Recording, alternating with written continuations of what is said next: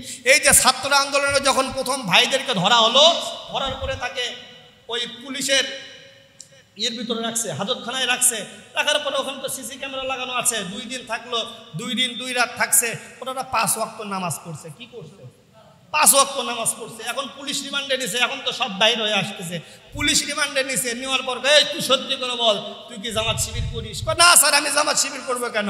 আমি তো ছাত্র আন্দোলন করি। তুই জামাত শিবির না করলে তুই নামাজ পড়িস কেন? নাউজুবিল্লাহ বাড়ির যা বলেন, নাউজুবিল্লাহ বলা যাবে না। নামাজ পড়া হুকুম কার?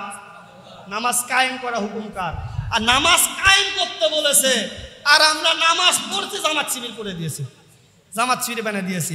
ওই আবরার, শহীদ আবরার ঢাকায় যখন ওনাকে মেধাবী ছাত্র, উনি তখন ইন্ডিয়ার বিরুদ্ধে কথা বলেছে, তখন ওনাকে এরকমভাবে নির্মমভাবে মারা হয়েছে। ওনাকেও যারা মেরেছিল ওই ছেলেদেরকে ধরা হলো, এই তোমরা ওকে কেন মারছো? স্যার ওকে মারছি, আমাদের মনে হয়েছে ওই ছেলেটা শিবির করে। কেন মনে হয়েছে? ওই নামাজের সময় ডাকতো, এই কোরআন হাদিসের দাওয়াত দিত। তখন আমি ওই সময় বলেছিলাম, ওই সময় থেকে আমার আলোচনা শুরু। ওই মসজিদে আমার প্রথম বাধা হয়েছিল। আমি ওখানে আলোচনা করতে করতে করতে একটা কথা বলেছিলাম, নামাজের দিকে ডাকলে যদি জামাত শিবির হয়, কোরআনের দিকে ডাকলে যদি জামাত শিবির হয়, বিপদে মানুষের পাশে দাঁড়ালে যদি জামাত শিবির হয়, হক কথা বললে যদি জামাত শিবির হয়, প্রত্যেকটা মানুষকে জামাত আর শিবির করা দরকার। মন খারাপ করলেন? আমি জামাত শিবির করার কথা বললাম, আমি কিন্তু তা বলিনি। আমি বলতেছি নামাজ পড়লে, নামাজ পড়ার জন্য ডাকলে যদি জামাত শিবির হয়, তাহলে জামাত শিবির তো করা দরকার। কোরআন শরীফ পড়লে যদি জামাত শিবির হয়, তাহলে কোরআন শরীফ পড়া দরকার, তাহলে জামাত শিবির করা দরকার। সত্য কথা বললে যদি জামাত শিবির হয়, জামাত শিবির করা দরকার। তাহলে ভালো ভালো সব কাজ যদি জামাত শিবির করে, তাহলে তোমরা করলা কি? এতদিন তোমরা করেছো, যারা জামাত আর শিবির করেছে, যারা দাঈল আল্লাহর কাজ করেছে, তোমরা তাদেরকে জঙ্গি মেনে দিয়েছো। কিন্তু আল্লাহ তারা জঙ্গি করে নেই, তারা এখন সম্মানের চেয়ারে আছে। হয়তো 14 বছর 15 বছর বাড়ি ঘর ছাড়া, অনেকের পা হারা হয়েছে, অনেকের চোখ হারা হয়েছে, অনেকের মা হারা হয়েছে। আমার মা পুলিশ দেখে আগে থেকে ভয় পায়। আমরা বাপ বাটা 4 ভাই, আমার বাপ সহ আমরা 3 ভাই। এটা মজা করে আব্বারাও বলে, আমরাও বলি। আমাদের প্রত্যেকের উপর নির্যাতন হয়েছে। যখন পুলিশ আসতো, আমাদের আশেপাশে কোনো, আমাদের পাড়ায় প্রায় 17-18টা বাড়ি, আমাদেরই 2টা বাড়ি, কিন্তু থাকার মতো জায়গা কেউ জায়গা দেয় নাই। যারা জামাত শিবির করে, এরা দাঈল আল্লাহর কাজ করে। 15 বছর চলে গিয়েছে। সেদিন গেছি, কোথায় গেছি দেখি, বড় একজন নেতা, যারা আমাদেরকে টাইমই দেয়নি, এখন আমাকে চেয়ার দিচ্ছে বসার জন্য। আমি বলছি, ভাই জামাত শিবির কখনো, যারা প্রকৃত জামাত আর শিবির করে, আমাদের আমির বর্তমান, উনি বৃদ্ধ একজন মানুষ, কিন্তু উনি বলেছে আমি বৃদ্ধ নয়, আমি একজন তরুণ। যেখানে বিপদ হয় উনি সেখানে আগিয়ে চলে যায়, সবার আগে। কথা বলেন ঠিক কিনা? ডক্টর শফিকুর রহমান উনি বলেছেন, আল্লাহ রাসূল যখন মক্কা বিজয় করেছিলেন, হাতে গোনা কয়েকজন ব্যতীত সবাইকে ক্ষমা ঘোষণা করেছেন, আমরাও যদি দেশে আসি বা আমাদের দ্বারা কোনো ক্ষতি হবে না। অনেক জায়গায় কিন্তু দেখছেন ঘর করে দিয়েছে, বাড়ি করে দিয়েছে, এই করেছে, সেই করেছে। আমাদের নামে অনেক কথা হয়, শিবির মানে রক্কাটা গ্রুপ, এরকম বলা লোক আছে না? এখানে যে কয়জন লোক আছে, একটা লোক হাত তুলে দেখবেন, আপনার পরিচিত একটা শিবির দেখেছেন বা শুনেছেন, একটা শিবির রক কাটছে, কেউ বলতে পারবেন? কিন্তু বলা লোক আছে না? এইটা হলো ওই যে চিলে কান নিয়ে গেল, কান আছে না নাই সেটা না দেখে আমরা সিলের পিছিয়ে দৌড়ান শুরু করেছে। হুজুগে বাঙালি আমাদের এখন হয়েছে ওইটা। আমরা ওইটা হব না, যেটা আল্লাহ রাব্বুল আলামিন যে সবচেয়ে জিনিস যাকে দামি করে দিয়েছেন, দাঈলাল্লাহ ওয়া আমিলা সালিহা, ডাইরেক্ট আল্লাহ বলতেছেন তার চেয়ে দামি কে হতে পারে? শুধু দামি না, এরকম বলতেন তার চেয়ে কে দামি হতে পারে যে হক্কাদের দিকে। পৃথিবীতে কেউ স্থায়ী হয় না, হোক না সে ফেরাউন কিবা নমরুদ, কেউ ভবে চিরকাল রয় না, কেউ ভবে চিরকাল রয় না। চলে যাই সব ছেড়ে যেতে হয়, মৃত্যু মানে না কোনো পরিচয়। চলে যাই সব ছেড়ে যেতে হয়, মৃত্যু মানে না কোনো পরিচয়। সব রাজা মহারাজা যত মহাবীর, কাউকে সে অবকাশ দেয় না।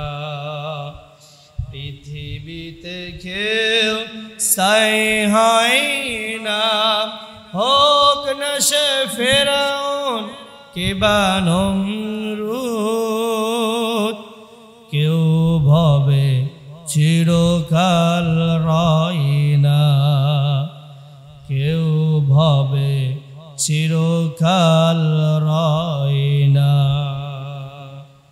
সমস্ত প্রশংসা, সমস্ত তারিফ ওই রব্বে কারিমের দরবারে, যে রব্বুল আলামিন পৃথিবীর সর্বশ্রেষ্ঠ জায়গায় সর্বশ্রেষ্ঠ মখলুক আশরাফুল মখলুকাত রূপে সৃষ্টি হয়ে এসে বসার তৌফিক দান করলেন।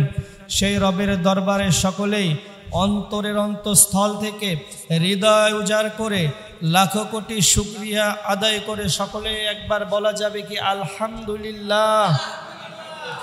দরুদ পড়ি সেই মহামানবের প্রতি যিনি ছিলেন সকল নবীদের সরদার, আকে নামদার, তাজদারে মদিনা, আহমদ মুস্তফা, মুহাম্মদ মুস্তফা, জনাবে মুহাম্মাদুর রাসূলুল্লাহ। সকলে বলি সাল্লাল্লাহু আলাইহি ওয়াসাল্লাম। আল্লাহ রব্বুল আলামিন আমাদের সবাইকে কেমন রেখেছেন? সকলে মনে হয় আলহামদুলিল্লাহ বললেন না। সর্ব অবস্থায় আলহামদুলিল্লাহ বলা দরকার আছে না নাই? আলহামদুলিল্লাহ বললে কে খুশি হন? আর আলহামদুলিল্লাহ না বললে কে নারাজ হন?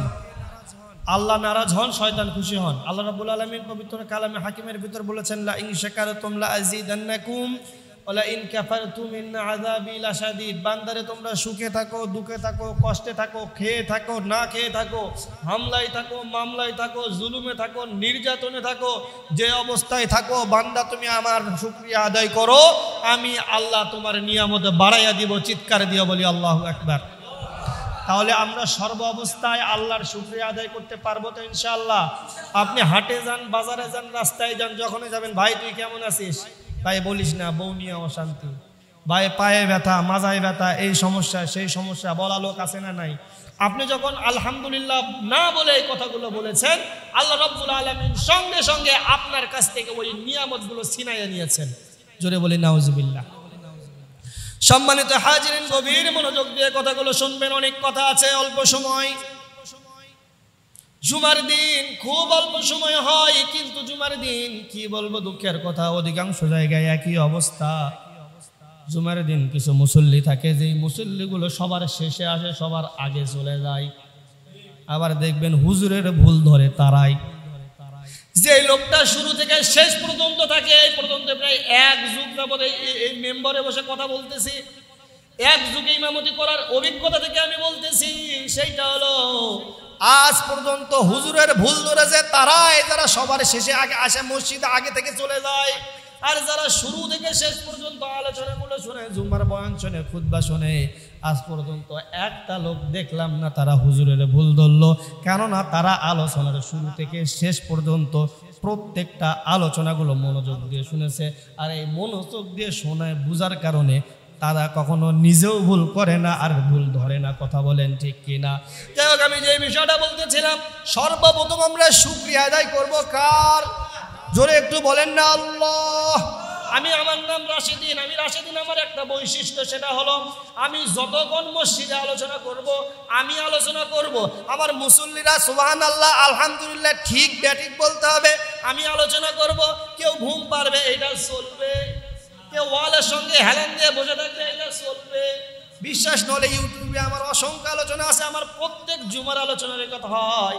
আমি যতক্ষণ আলোচনা চলবো, আমি যে রকম কথা বলবো, মুসল্লিদেরও এরকম আলোচনাটা বুঝে বাসা পর্যন্ত নিয়ে যাইতে হবে।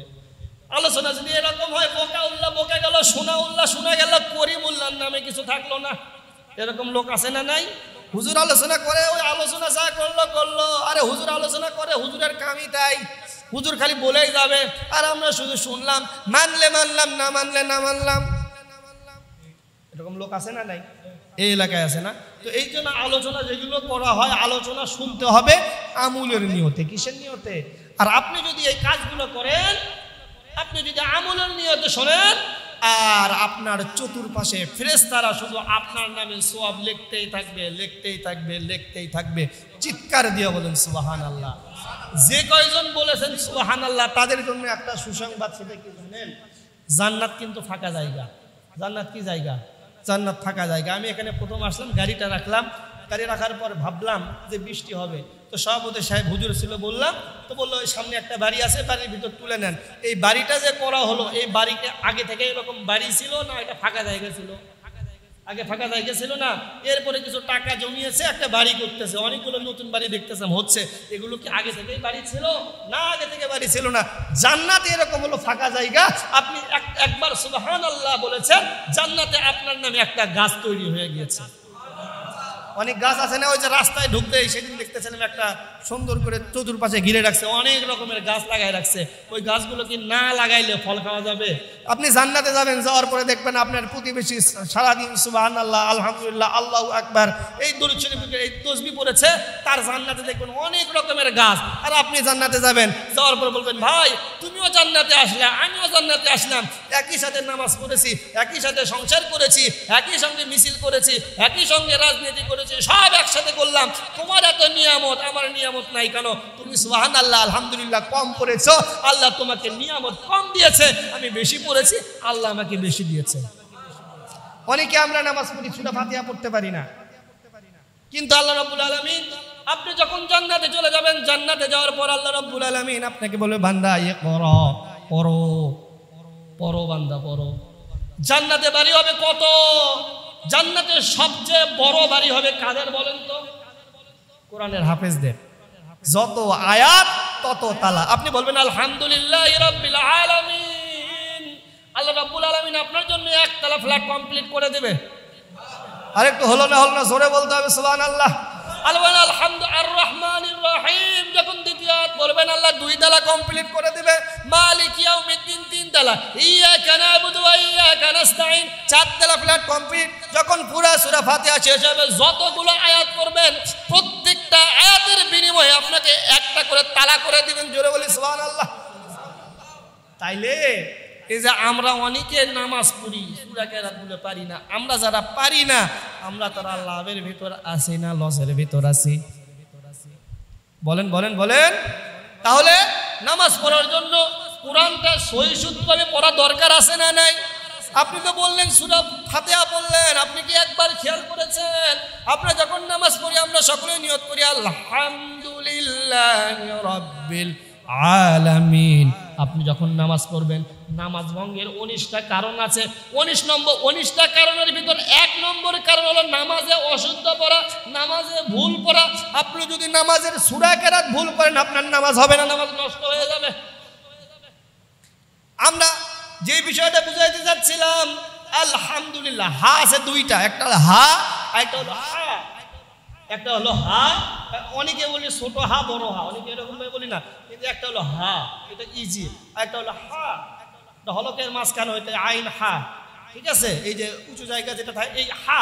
আমরা অনেকে বলি আল্লাহু আকবার, আলহামদুলিল্লাহি রাব্বিল আলামিন। আপনি যখন আলহামদুলিল্লাহ বলছেন, আলহামদুলিল্লাহি রাব্বিল আলামিন যখন আপনি বলতেন, এইটার অর্থ ছিল সমস্ত প্রশংসা আল্লাহর জন্য। কার জন্য?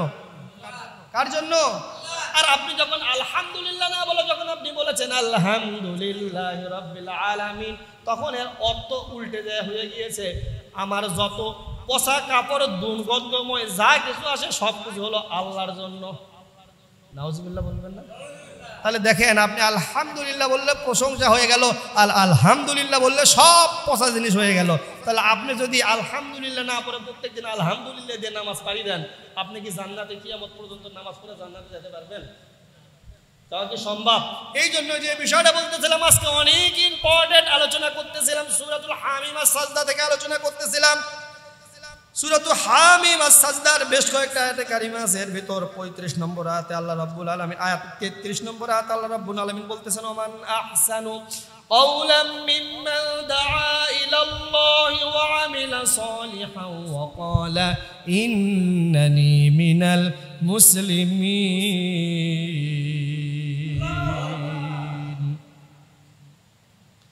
সেই ব্যক্তির চেয়ে আর কার কথা উত্তম হতে পারে? সেই ব্যক্তি আল্লাহর কথা। কার কথা? আল্লাহ রাব্বুল আলামিন বলতেছেন সেই ব্যক্তির চেয়ার কার কথা উত্তম হতে পারে, ওমান আহসানু কওলাম মিম্মান দাআ ইলাল্লাহ, যে আল্লাহর দিকে ডাকে। কার দিকে ডাকে?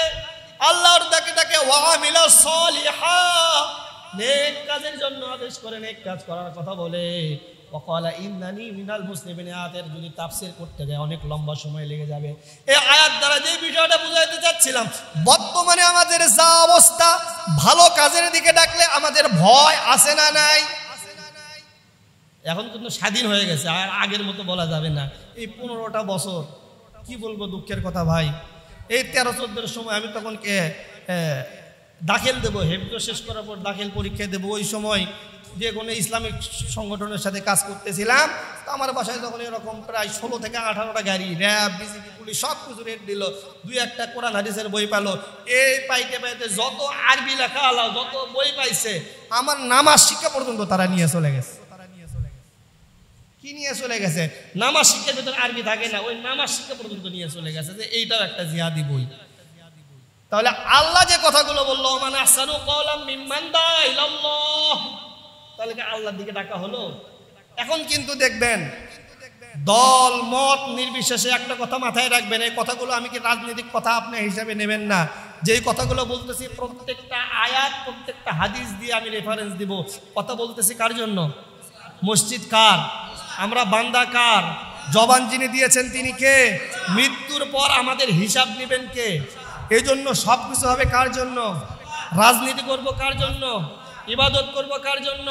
সংসার করব কার জন্য? সব কিছু করব কার জন্য? আমরা কি সব কিছু আল্লাহর জন্য করি? আমরা শুধু নামাজেই শুধু আল্লাহকে ডাকি, আর সমস্ত প্রশংসা আল্লাহর জন্য, আর মসজিদ থেকে বাইরে যাওয়ার পর নামাজে ডাকি না। এমনও অবস্থা আছে, আমার অনেক মসজিদে এটা নিয়ে ঝামেলাও আছে। জাতির পিতা কে বলেন? আর নাউজুবিল্লাহ, কে সেটা তো বলেন। জাতির পিতা কে? আমি ইসলামিক ফাউন্ডেশনে 2020 সালে যখন পরীক্ষা দিতে গেলাম, বগুড়া থেকে 2 জন ইমাম টিকেছিলাম, তার ভিতরে আমি একজন। আমাকে প্রশ্ন করা হয়েছিল, ওদের জাতির পিতাকে। আমি বললাম আপনাদের ভাষায় বলবো না আমি আল্লাহর ভাষা বলবো? আপনি যেটা সত্য সেটা বলেন। আমি অত শত বেশি বুঝি না, কিন্তু আল্লাহ রাব্বুল আলামিন বলেছেন মিল্লাতা আবিকুম ইব্রাহিম হুয়া সাম্মাকুমুল মুসলিমিন, তামাম বিশ্বের মুসলিম জাতির পিতা হলো ইব্রাহিম আলাইহিস সালাম। কারণ আপনারা যদি পরীক্ষায় ফেল করে দেন আর পাশ করে দিলে দেন, তবে আপনারা যদি এর বিপরীত কিছু বলে থাকেন, আপনি যদি মুসলমান হয়ে থাকেন, আপনার ঈমান নাই। এই কথা বলেছিলাম। আমি ভাবছি আমি ওখানে টিকিনি, পরে দেখি এই কথাটা বলার কারণে আমি ওখানে টিকে গিয়েছি। জোরে বলি আলহামদুলিল্লাহ। তো ওই লোকটা আসে, আমি তখন ছোট ছিলাম, যতগুলো ইমাম রাজশাহী বিভাগীয় ইয়েতে গিয়েছিল, আমার মাথায় হাত দিয়ে দোয়া করে, যাতে মানুষ ছোট হতে বলে 2-1টা কথা বলো, অনেক ভালো দোয়া করে তুমি অনেক বড় হও। সবাই খারাপ, সবাই খারাপ না। যে বিষয়টা বলতেছিলাম, সৎ কাজের দিকে ডাকতে হবে, আল্লাহর দিকে ডাকতে হবে। আপনার সব কাজ যখন আল্লাহর জন্য হয়ে যাবে, আমরা যখন কবরে চলে যাব, কবরে যাওয়ার পর প্রশ্ন হবে কয়েকটা। 1 নম্বর প্রশ্ন আপনাকে কি করা হবে একটু বলেন তো? মান রব্বুকা মানে কি? তোমার রব কে? তোমার রব কে? তুমি কার ইবাদত করেছো? তুমি কার গোলামি করেছো? মান রব্বুকা যখন আপনাকে বলা হবে, তখন আপনি বলতে পারবেন না। কেন বলতে পারবেন না? কারণ আপনি আপনার রবকে সব জায়গায় মানতে পারেননি, আর সব জায়গায় স্মরণ করতে পারেননি। কথা বলেন ঠিক কিনা? আপনি যদি আপনার রবকে স্মরণ করতেন, মুয়াজ্জিন সাহেব যখন ফজরের নামাজে আসসালাতু খায়রুম মিনান নাওম বলে ডাক দিত, আপনি তাহলে আরামে ঘুমাইতে পারতেন না। মুয়াজ্জিন সাহেব যখন জোহরে হাইয়া আলাস সালাহ হাইয়া আলাল ফালাহ বলে ডাক দিত, আপনি বাসায় থাকতে পারতেন না, আপনি মসজিদে চলে আসতেন। আপনার রব আপনাকে 5টা বার, দিনে 5টা বার আপনাকে ডেকেছে, কিন্তু আপনি তো আপনার রবের ডাকে সাড়া দেন নাই। জোহরে আপনি আপনার রবকে ব্যস্ততা দেখিয়েছেন, ফজরে আপনি আপনার রবকে অলসতা দেখিয়েছেন, আসরে ব্যস্ততা দেখিয়েছেন, মাগরিবে ব্যস্ততা দেখিয়েছেন, ইশারেও ব্যস্ততা দেখিয়েছেন। 5 বার আপনি আপনার রবকে ব্যস্ততা দেখিয়েছেন। তাহলে আপনি কি আপনার রবের পরিচয় দিতে পারবেন? আপনি একজন চাকরি করেন, আপনি ঘুষ খান। ঘুষ খাওয়ার সময় যদি আপনি আপনার রবকে ভয় করতেন, তাহলে আপনি কখনো ঘুষ খাইতে পারতেন? আপনি একজন ব্যবসায়ী, আপনি যদি আপনার রবকে ভয় করে থাকেন, তাহলে আপনি আপনার ব্যবসার ভিতর ওজনে কম দিতে পারতেন। আপনি কৃষক, কৃষি কাজ করেন, আপনি যদি আপনার রবকে ভয় করেন, আপনি তাহলে অন্যের আল আপনি কাটতে পারবেন না। কথা বলেন ঠিক কিনা? মন খারাপ করতেছেন? কিচ্ছু যায় আসে না ভাই। কিচ্ছু যায় আসে না। কথা বলবো কার জন্য? এই জায়গায় বসার তৌফিক কে দিয়েছেন? আল্লাহ দিয়েছেন। আমার কথা এরকমই, কথা বলবো আল্লাহর জন্য, ভালো লাগলে ভালো, না লাগলে না। কারণ আমি কথা বলবো, আমিও কবরে যাব, আপনারাও কবরে যাবেন। শুরুতে একটা কথা বলেছি, ওখানে কোনো পরিচয় নাই, আছে কি? কোনো পরিচয় নাই। ক্ষমতার বাহাদুরি করে লাভ নাই, যত কিছু করেন লাভ আছে? আল্লামা সাঈদী কোরআনের পাখি, ওনার প্রত্যেকটা কথা এখন বর্তমান সাথে মিলে যাচ্ছে কি যাচ্ছে না? এমনও সময় ভাই, এই কথা শুধু এই নাম নেওয়ার কারণে, এই নাম নেওয়ার কারণে আমাদের অনেকের কাছ থেকে মাইক মসজিদের ইমামতি চলে গিয়েছে। গেছে না যায় নাই? আপনারা কি রাগ করতেছেন? উনি এই কথাগুলো বলতো, মসজিদের মাইক কেড়ে নিত। 2013 সাল 14 সালে সবাইকে বলা হতো, টুপি দাড়ি দেখলেই বলা হতো রাজাকার রাজাকার, ওমাকারু ওমাকার আল্লাহ, আল্লাহ সার দেয় কিন্তু ছেড়ে দেন না। 2014 সালে তোমরা রাজাকার বলে গালি দিয়েছো, 2024 সালে ওই রাজাকার প্রত্যেকটা ছোট থেকে শুরু করে বৃদ্ধ পর্যন্ত সকলের মুখের বুলি হয়ে গিয়েছে। জোরে বলি আল্লাহু আকবার। এখন ছাত্ররা বলে না তুমি কে আমি কে? এই আপনারা শুনছেন বলছে তুমি কে আমি কে, আর তখন বলতেছে কে? কাদের পথে কাজের মোল্লা, তুই রাজাকার। এরপরে মীর কাশেম আলী, তুই রাজাকার, মীর কাশেম আলী রাজাকার। আমি ওনার সম্পর্কে যখন পড়া শুরু করলাম, উনি শিবিরের প্রথম সভাপতি ছিল, উনি তো বাহিরে ছিল। যখন ওনার নামে মিথ্যা মামলাগুলো দেওয়া হলো, ওনাকে দেশে নিয়ে উনি যখন শুনছে ওনার নামে মামলা হয়েছে, উনি শোনার সঙ্গে সঙ্গে উনি বলেছে আমি একটা দুর্নীতি করিনি, আমি কোনো এই ধর্ষণের সঙ্গে জড়িত ছিলাম না, আমি কোনো দেশ বিরোধী কাজ করিনি, আমার নামে মিথ্যা মামলা হয়েছে, আমি হয়তো মারা যাব, আমি যদি পালাতক থাকি আজীবন এই ইসলামী আন্দোলনকে সারা পৃথিবীর মানুষ খারাপ ভাববে। উনি বাইরে থাকেননি, সঙ্গে সঙ্গে ওনার নামে মামলা হওয়ার পরে উনি সেটাকে প্রোটেস্ট করার জন্য দেশে চলে আসছে। তারা দুর্নীতিভাবে তাকে ফাঁসি দিয়ে দুনিয়া থেকে বিদায় করে দিয়েছে। দেখো, খুব বেশি দিন সময় লাগেনি। আমাদের যারা ওমান আহসানু কওলাম মিম্মান দাআ ইলাল্লাহ, যারা প্রকৃত আল্লাহর দিকে ডাকে, তারা কখনো ভয় পায় না, তারা বাইরের থেকে দেশে চলে আসে। আর তোমরা তো অনেক ভালো, তোমরা এত ভালো করার পর, এত উন্নত করার পর তোমরা কেন দেশে থাকতে পারো না? মন খারাপ করলেন? ভয় আছে? আর ভয় আছে? মৃত্যু তো হবে ভাই, মারা যেতে হবে কিনা? মৃত্যু আছে কিনা সবার? যাই হোক, যে বিষয়টা বলতেছিলাম, আমি তখনও খুব ভাবে ইসলামী আন্দোলনের সঙ্গে জড়িত ছিলাম না। মতিউর রহমান নিজামী সাহেব যখন মারা গেল, সাথিয়ায় চলে গেলাম। যাওয়ার পর থেকে আল্লাহর কসম, আল্লাহি বিল্লাহি তাল্লাহি, আমি ওখানে প্রায় 9টার দিকে পৌঁছালাম। আমি যাওয়ার আগে দেখি প্রায় অনেকগুলো পুলিশের গাড়ি নিয়ে কোনো রকমভাবে ওখানে জানাজা করে দাফন করা হয়ে গেল, কবর দেওয়া হয়ে গেল। ওখানে আমি প্রায় 3টা পর্যন্ত ছিলাম। সারাদিন একের পর এক জানাজা, একের পর এক জানাজা। সুবহানাল্লাহ বলেন, আলহামদুলিল্লাহ বলেন। চিন্তা করলাম, আল্লাহ এতদিন শুনি, তখন তো ছোট মানুষ, দাখিলে পড়ি, কতই আর বুদ্ধি। তো এই লোকটা নাকি রাজাকার, এতগুলো লোক সারা দেশ থেকে 3টা, এরপরে যে কতক্ষণ জানাজা হয়েছে আল্লাহ জানে। তাও 100-200 মানুষের জানাজা না, হাজার হাজার মানুষ। জানাজা শেষ আবার জানাজা করতেছে, জানাজা শেষ আবার জানাজা করতেছে। চিন্তা করলাম, আল্লাহ এরা যারা গালি দিচ্ছে, আল্লাহ তুমি কিছু করবা না? হয়তো ওই দোয়াটা তখন কবুল করেনি, ওই দোয়াটা 24 সালে কবুল করেছে। কোরআনের পাখিকে তোমরা 14 আগস্ট দুনিয়া থেকে বিদায় করে দিয়েছ। তোমরা জানো না, একটা বছর আল্লাহর সময় লাগেনি, আগামী 15ই আগস্ট তোমরা পালন করবা, কিন্তু আল্লাহর ফয়সালা অন্য। এজন্য আল্লাহর পক্ষে কথা বললে সম্মান আছে না নাই? সম্মান আছে না নাই? জোর করে কি ভালোবাসা পাওয়া যায়? আমাদের গ্রাম্য ভাষায় একটা কথা আছে না? তো যাক, যে বিষয়টা বলতেছিলাম, গভীর মনোযোগ দিয়ে কথাগুলো শুনবেন। ওমান আহসানু কওলাম মিম্মান দাআ ইলাল্লাহ, সৎ কাজের দিকে ডাকতে হবে, ভালোর দিকে মানুষের দিকে ডাকতে হবে। অনেকেই বলতেছেন, হুজুর আপনি কি তাহলে কি বলতে চাচ্ছেন? আপনি কি জামাত শিবিরের পক্ষে কথা বলতেছেন? না না না, আমি কোনো জামাত শিবিরের কথা বলতেছি না, তাবলীগের পক্ষে কথা বলতেছি না, আওয়ামী লীগের পক্ষে কথা বলতেছি না, বিএনপির পক্ষে কথা বলতেছি না। আমি শুধু বলতেছি ওমান আহসানু কওলাম মিম্মান দাআ ইলাল্লাহ। দাআ ইলাল্লাহ কারা? দাওয়াতি কাজ করে কারা? দ্বীনের দাওয়াত যারা দেয়, মানুষের কাছে পৌঁছায় দেয়, তারা হলো আল্লাহর কাছে সবচেয়ে দামি, সবচেয়ে উত্তম। চিৎকার দিয়ে বলি আল্লাহু আকবার।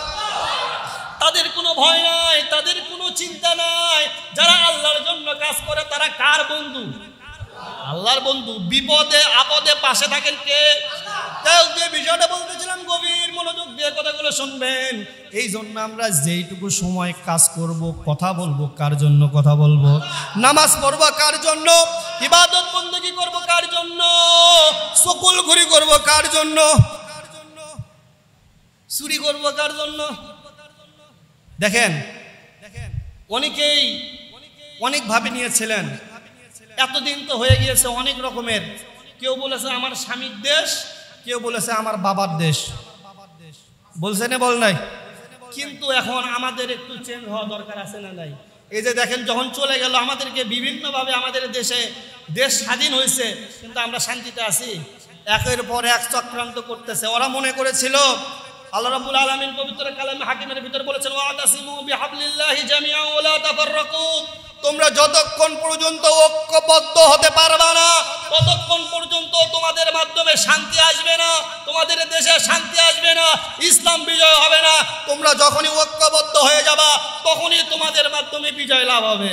ছাত্ররা যখন রাস্তায় নেমেছিল, ছাত্র রাস্তায় নামার পরে 9 দফা নিয়ে নামছিল। কয়টা? 9টা দফা নিয়ে নামলো। যখন ওই যে সেদিন আবু সাইদ ভাইয়ের কবর জিয়ারতটা করলাম, ওখানে দেখলাম এরকম পুলিশের সামনে বুক পেতে দিয়েছে। একটা গুলি যখন ওনার বুকে করা হয়েছে, সব ছাত্ররা এক হয়ে গিয়েছে। ওয়াতাসিমু বিহাবলিল্লাহ, সব ছাত্ররা এক হয়ে গিয়েছে, আল্লাহর হুকুম মেনে নিয়েছে, আল্লাহ বিজয় দান করেছে। সুবহানাল্লাহ বলবেন না? এই জন্য সর্ব অবস্থায় ঐক্যবদ্ধ হওয়া দরকার আছে না নাই? আপনি দেখবেন, আগে দেখতাম ন্যাশনাল জিওগ্রাফি বা বিভিন্ন ইয়াতে ফোনেতে এখন দেখা যায়, ওই যখন সিংহ বা বাঘ আসে ওই মহিষ বা হরিণ খাওয়ার জন্য, অনেক যখন থাকে আগে একটাকে সাইড করে, একটাকে কি করে? সাইড করে, আস্তে আস্তে সাইড করে। যখন ওই দল থেকে আলাদা হয়ে যায় তখন ওটাকে অ্যাটাক করে। কথা বলেন ঠিক কিনা? এই জন্য আমাদের এখন যেটা করতে হবে, ঐক্যবদ্ধ হতে হবে। আর একটা বিষয় কি জানেন? ওমান আহসানু কওলাম মিম্মান দাআ ইলাল্লাহ। এই জন্যই বলি, এই যে ছাত্র আন্দোলনে যখন প্রথম ভাইদেরকে ধরা হলো, ধরার পরে তাকে ওই পুলিশের এর ভিতরে রাখছে, হাজতখানায় রাখছে। রাখার পরে ওখানে তো সিসি ক্যামেরা লাগানো আছে। 2 দিন থাকলো, 2 দিন 2 রাত থাকছে। ওনারা 5 ওয়াক্ত নামাজ পড়ছে। কি করছে? 5 ওয়াক্ত নামাজ পড়ছে। এখন পুলিশ রিমান্ডে নিছে, এখন তো সব বাইরে হয়ে আসতেছে। পুলিশ রিমান্ডে নিছে, নেওয়ার পর এই তুই সত্যি করে বল, তুই কি জামাত শিবির করিস? না স্যার, আমি জামাত শিবির করবো কেন? আমি তো ছাত্র আন্দোলন করি। তুই জামাত শিবির না করলে তুই নামাজ পড়িস কেন? নাউজুবিল্লাহ বাড়ির যা বলেন, নাউজুবিল্লাহ বলা যাবে না? নামাজ পড়া হুকুম কার? নামাজ কায়েম করা হুকুম কার? আর নামাজ কায়েম করতে বলেছে, আর আমরা নামাজ পড়তে জামাত শিবির করে দিয়েছি, জামাত শিবির বানিয়ে দিয়েছি। ওই আবরার, শহীদ আবরার ঢাকায় যখন ওনাকে মেধাবী ছাত্র, উনি তখন ইন্ডিয়ার বিরুদ্ধে কথা বলেছে, তখন ওনাকে এরকমভাবে নির্মমভাবে মারা হয়েছে। ওনাকেও যারা মেরেছিল ওই ছেলেদেরকে ধরা হলো, এই তোমরা ওকে কেন মারছো? স্যার ওকে মারছি, আমাদের মনে হয়েছে ওই ছেলেটা শিবির করে। কেন মনে হয়েছে? ওই নামাজের সময় ডাকতো, এই কোরআন হাদিসের দাওয়াত দিত। তখন আমি ওই সময় বলেছিলাম, ওই সময় থেকে আমার আলোচনা শুরু। ওই মসজিদে আমার প্রথম বাধা হয়েছিল। আমি ওখানে আলোচনা করতে করতে করতে একটা কথা বলেছিলাম, নামাজের দিকে ডাকলে যদি জামাত শিবির হয়, কোরআনের দিকে ডাকলে যদি জামাত শিবির হয়, বিপদে মানুষের পাশে দাঁড়ালে যদি জামাত শিবির হয়, হক কথা বললে যদি জামাত শিবির হয়, প্রত্যেকটা মানুষকে জামাত আর শিবির করা দরকার। মন খারাপ করলেন? আমি জামাত শিবির করার কথা বললাম, আমি কিন্তু তা বলিনি। আমি বলতেছি নামাজ পড়লে, নামাজ পড়ার জন্য ডাকলে যদি জামাত শিবির হয়, তাহলে জামাত শিবির তো করা দরকার। কোরআন শরীফ পড়লে যদি জামাত শিবির হয়, তাহলে কোরআন শরীফ পড়া দরকার, তাহলে জামাত শিবির করা দরকার। সত্য কথা বললে যদি জামাত শিবির হয়, জামাত শিবির করা দরকার। তাহলে ভালো ভালো খাপ কাজ যদি জামাত শিবির করে, তাহলে তোমরা করলা কি?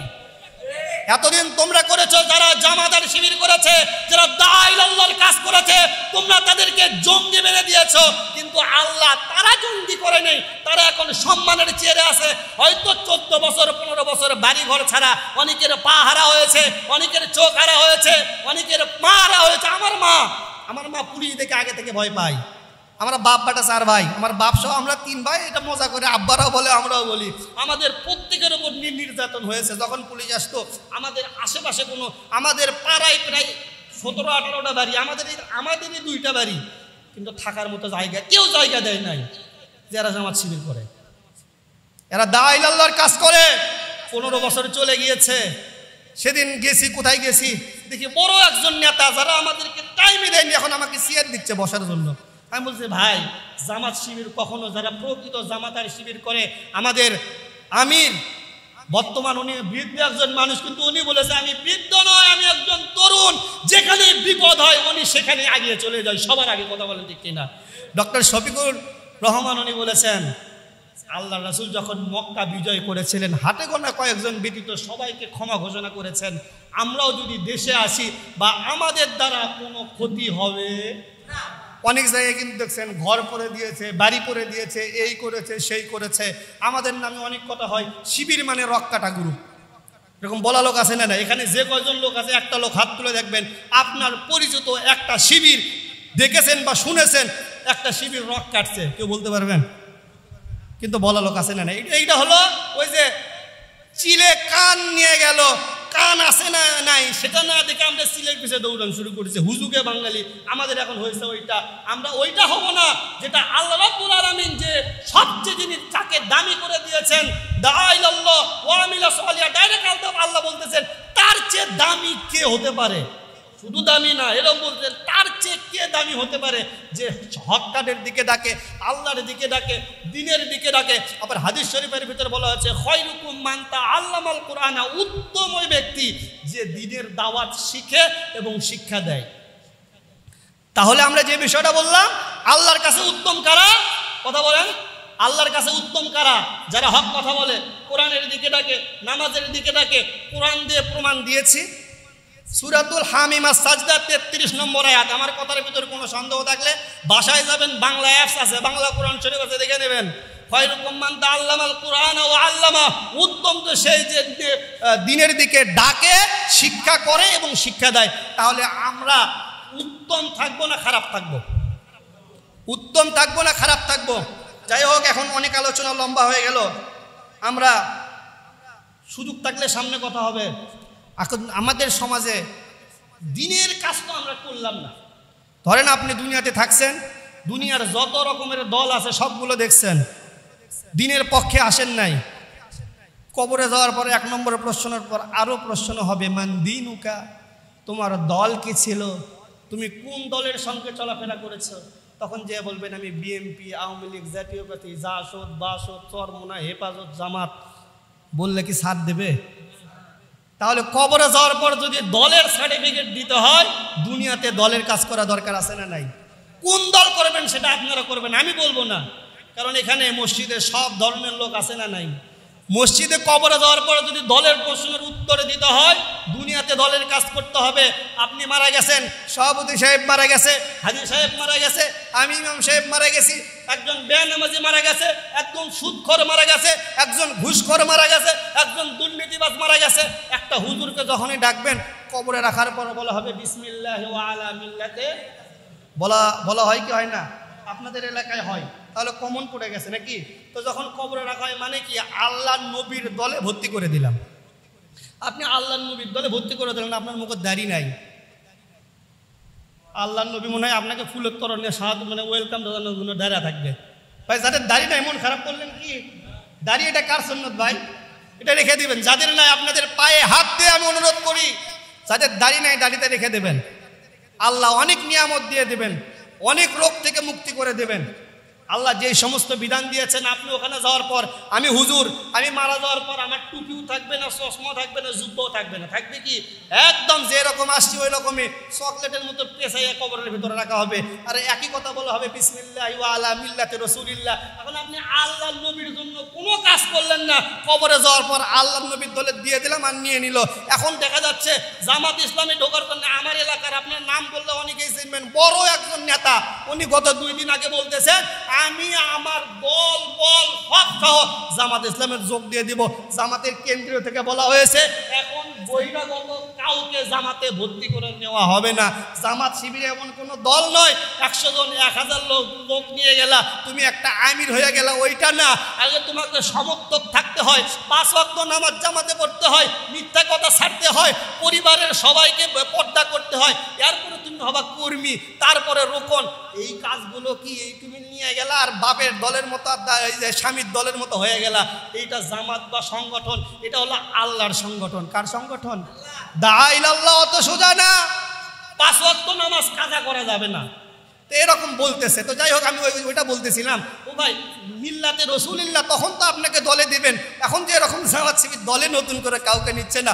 ওই সময় আল্লাহর নবী বলবে, এই পাগলগুলো আসছে কোত্থেকে, সারা জীবনে কোনো নবীওয়ালা কাজ করে নাই, নবীর দিন প্রতিষ্ঠার কাজ করে নাই, ও আমার দলে নিচ্ছে, আমি ওকে তো নিতে চাই না। তখন কি কোনো উপায় আছে ভাই? কোনো উপায় আছে? ওই বিপদের মুহূর্তে সবাই কান্নাকাটি করবে। আমার মা যখন মারা গিয়েছিল খুব কান্নাকাটি করেছিলাম, এখন মাঝে মাঝে মনে হলে কান্নাকাটি করি, দোয়া করি। সব সময় তো আর মনে হয় না। আপনিও মারা যাবেন, ওই সময় সবাই কান্নাকাটি করবে। ওই সময় আপনি যদি নবীর কাজ না করেন, যখন নবীওয়ালা নবীর দলে আপনাকে রেখে দেবে, আর নবী যদি বলে আমি তো একে চিনি না, তখন আপনাকে কেমন লাগবে? ভালো লাগলে না খারাপ লাগবে? কষ্ট লাগতেছে কথাগুলো শুনতে? কবরে যাইতে হবে কি? নবীওয়ালা কাজ করা দরকার আছে কি না? খাবার শেষে মিষ্টি খাওয়া সুন্নাত, এটা মানবেন। আর দিন প্রতিষ্ঠার জন্য ময়দানে লড়াই সংগ্রাম করা, এটা মানবেন না। আছে না নাই? তুমি মেসওয়াক করো ফজিলত জানো, খাবার শেষে মিষ্টি মুখের হাদিসটাও মানো, শুধু হক কথাটা উচ্চ স্বরে বলতে জানো না। হক কথা বলা হুজুর এখন সমাজে আছে না নাই? নাই, আছে, কিন্তু অনেকে আছে, কিন্তু অধিকাংশ হুজুর হক কথা ছেড়ে দিয়েছে। কেননা হক কথা বললে মসজিদের চাকরি থাকবে, এরকম আছে না নাই? তো যাই হোক, আজকে আলোচনা দীর্ঘায়িত করবো না। অলরেডি 20 বেজে গিয়েছে, 30-এ নামাজ, 5 মিনিট সুন্নত পড়তে হবে, এরপরে খুতবা আছে, নামাজ আছে। আপনাদের পায়ে হাত দিয়ে সকলের কাছে একটাই অনুরোধ, যাদের মুখে দাড়ি নাই তারা দাড়ি রাখবেন তো ইনশাল্লাহ?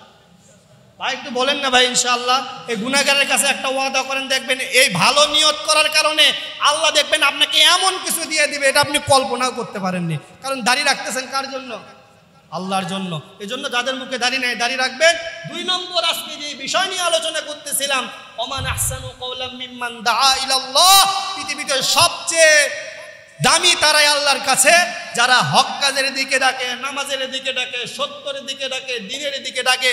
ওই কাজ যেই দল করবে, যেই রাজনৈতিক দল করবে, যেই হুজুর করবে, যেই আমির করবে, যেই পীর সাহেব করবে, আমরা তাদের সাথে আছি ইনশাআল্লাহ বলেন। আর যারা এই কাজ করতেছে না, আমরা তাদের সাথে কথা কি ক্লিয়ার? সামনে দিন আসতেছে, আপনি যাদেরকে সাপোর্ট দিয়েছেন, আপনি একজন চেয়ারম্যানকে ভোট দিয়ে তুলেছেন, আপনার চেয়ারম্যান যদি দুর্নীতি করে, একজনের উপর জুলুম করে, আপনার ভোট দেওয়ার কারণে চেয়ারম্যান যদি দোষ করবে, ওর একটা পার্সেন্টেজ আপনার আমল নামায় চলে আসবে। কিয়ামতের ময়দানে আপনাকে একটা জেনার বা দুর্নীতির দিয়ে দিল, আপনি আল্লাহকে যা বলবেন, আল্লাহ আমি তো দুর্নীতি জীবনেও করিনি। এই পাগলা, তুই দুর্নীতি করিস নি, কি হয়েছে? তুই তো একটা দুর্নীতিবাজ, চেয়ারম্যানকে ভোট দেওয়ার কারণে তুই দাঁড়িয়ে দিয়েছিস। আর তোদের মতো কিছু ভোটের কারণে ওরা চেয়ারম্যান হয়েছে, দুর্নীতি করেছে, খুন করেছে, রাজনীতি করেছে, তাদের একটা করে পার্সেন্টেজ, 10টা করে পার্সেন্টেজ তোদের আমলনামায় দিয়ে দিয়েছি। কথা কি বুঝতে পারতেছেন? এই জন্য কথা একটাই, দাআ ইলাল্লাহর কাজ যারাই করবে আমরা তাদের সাথে আছি। কোরআনের শাসন যারাই বাস্তবায়ন করবে, যারা দিন প্রতিষ্ঠার সংগ্রাম করবে, আমরা তাদের সাথে আছি। যারা কোরআন হাদিস দিয়ে, যেখানে কোরআন নাই হাদিস নাই, আমরাও সেখানে নাই। মৃত্যুর পর যেহেতু কোরআন হাদিসের ছায়া তলে আমাদের যেতে হবে, রসুলের দলেই যাইতে হবে। ওই সময় যাতে আল্লাহর নবী আমাদের না বলে আমি ওকে চিনি না, এই জন্য দুনিয়াতে নবীওয়ালা কাজ করবো। পারবো তো ইনশাআল্লাহ? ইনশাআল্লাহ পারবো তো। আপনার রিজিকের ব্যবস্থা, সব কিছুর ব্যবস্থা আল্লাহ করে দিবেন। আপনি যখন আল্লাহর জন্য হয়ে যাবেন, আল্লাহ আপনার জন্য হয়ে যাবে।